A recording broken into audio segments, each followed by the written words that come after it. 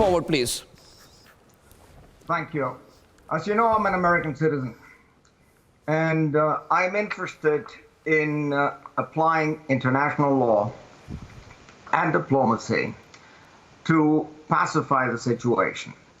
Now, it's quite clear to me, and it's quite clear to many others like John Mearsheimer and Richard Falk, that we have been using Ukraine as a pawn in our geopolitical interests. I think that the only solution now is a ceasefire. You sit down and you try a quid pro quo. Back in 1962, when we had the Cuban Missile Crisis, there was a quid pro quo. Russia took its missiles away from Cuba. The US took its missiles away from Turkey. Now, in this situation, the only solution is to make Ukraine a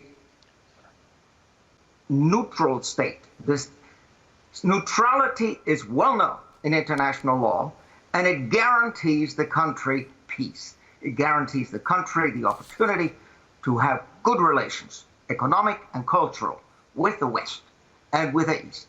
And if the European Union wants to embrace Ukraine, so be it, wonderful, but not NATO. And let me say one thing, NATO has no raison d'etre.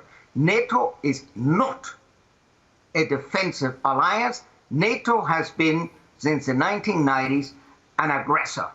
And NATO has a long history of aggressing Yugoslavia, Afghanistan, Iraq, Libya, and Syria, where major war crimes and crimes against humanity have been committed in total impunity. That creates what I call precedents of impunity, precedents of permissibility. If NATO does it and gets away with it, then Russia is invited to do the same. So Russia's two proposed treaties, which I read, presented in December, they were on the table. If NATO had just said, yes, okay, we will not expand into Ukraine, we will not expand into Georgia, point final, that's it. That would have solved the whole problem. It is our intransigence, it is our inability to move 1 inch, it's the inability of Anthony Blinken to know more than rhetoric. He's incapable of thinking outside the box, incapable of putting himself in the situation of the Russians, who do feel threatened.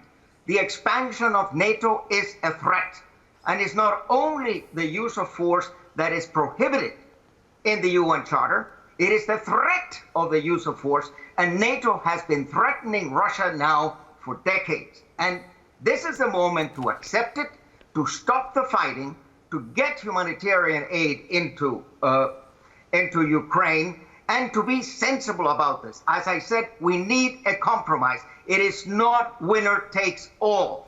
It is not we are the good guys and the Russians are the bad guys. That's excellent. Have to sit down. This is not strong points tonight among schoolboys. Ladies and gentlemen, we're not schoolboys. Alfred, I think we are having a very, very strong debate tonight. I want to tell you, Alfred.